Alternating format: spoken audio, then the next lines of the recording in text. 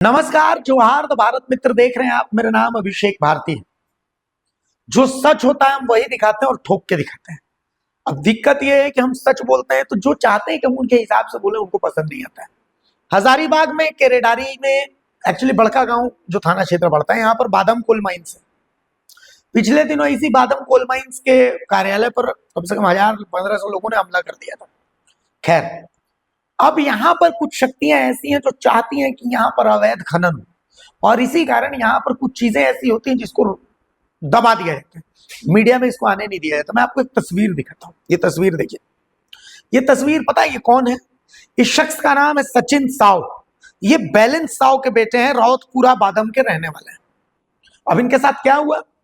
अवैध खनन में जो कोयला का अवैध खनन करने वाली गाड़ियां होती हैं, उनमें से एक गाड़ी की चपेट में ये सचिन साव आ गए।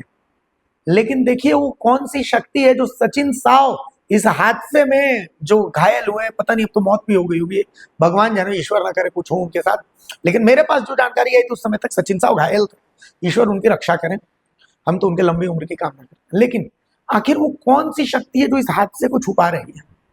आपको पता है, इसी बादाम क्षेत्र में लोगों को मोहरा बना करके अवैध खनन जारी रहे।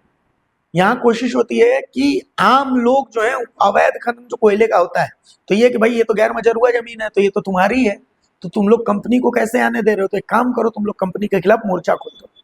और ये जो अवैध खनन करने वाले हैं ये खुद आगे नहीं आते, ये लोगों को बरगला के आगे कर देते हैं। देखिए एक बात तो आपको मानना ये पड़ेगा कि अगर विकास चाहिए, बिजली, पानी, ये तमाम चीजें चाहिए, तो उसके लिए आपको कंपनियों को आगे आने देना पड़ेगा। हम ये मानते हैं कि कंपनियां गलत करती हैं। उस दिन हम इकलौते चैनल थे जिन्होंने दिखाया कि नहीं देखिए वहां बादाम में लोगों की बात सुनी नहीं जा रही थी तो उन्होंने हमला किया। लेकिन आज हम आपको एक बात, वहां पर मुझे एक बात पता चली और मैं वो तस्वीर आपको आगे भी दिखाऊंगा कि वहां एक सिंडिकेट, वो सिंडिकेट जो है लोगों के ग्रुप को अपने पक्ष में रखा। मतलब कई लोग वहां पर ऐसे हैं जो चाहते हैं कि वहां कंपनी आए प्रॉपर प्रोसेस से, कई लोग ऐसे भी। अब जैसे ये हादसा, ये अवैध कोयला वाली गाड़ी से हुआ ये हादसा, लेकिन इस हादसे को दबा दिया गया कि नहीं नहीं ये तो किसी भी गाड़ी से हो सकता है, अवैध कोयला नहीं था। तो वो कौन सा सिंडिकेट है जो चाहता है कि यहाँ अवैध कोयले का काम चलता है? कुछ नेता टाइप के लोग हैं, बाकायदा हम नाम के साथ सबका खुलासा करेंगे, क्योंकि वहां के कुछ लोगों ने मुझसे संपर्क किया और उन्होंने मुझे बताया कि भाई आप जो सच है भैया वही दिखाएंगे और हम जो सच है वही दिखाएंगे। हम वहां जा करके, अंडर कवर जा करके और बादाम की रिपोर्टिंग भी करेंगे। लेकिन अभी ये सचिन साव के साथ जो हादसा हुआ, आप इसी से समझिए कि यहाँ कैसा सिंडिकेट चलता है। यहाँ अवैध कोयले का सिंडिकेट चलता है। ये सिंडिकेट चाहता नहीं है कि यहाँ पर लीगल तरीके से कुछ भी हो, ये चाहता है कि यहाँ हमेशा बवाल चलता रहे। बवाल चलता रहेगा तो इससे ये होगा कि हमारे अवैध कोयले का खेल भी चलता रहेगा। सचिन साव के साथ जो हादसा हुआ, इस हादसे को दबाने की पूरी कोशिश हुई बादाम में, कहीं भी इसको आने नहीं दिया गया। वो कौन सी गाड़ी है जिससे हादसा हुआ, सारी डिटेल है हमारे पास सब कुछ है।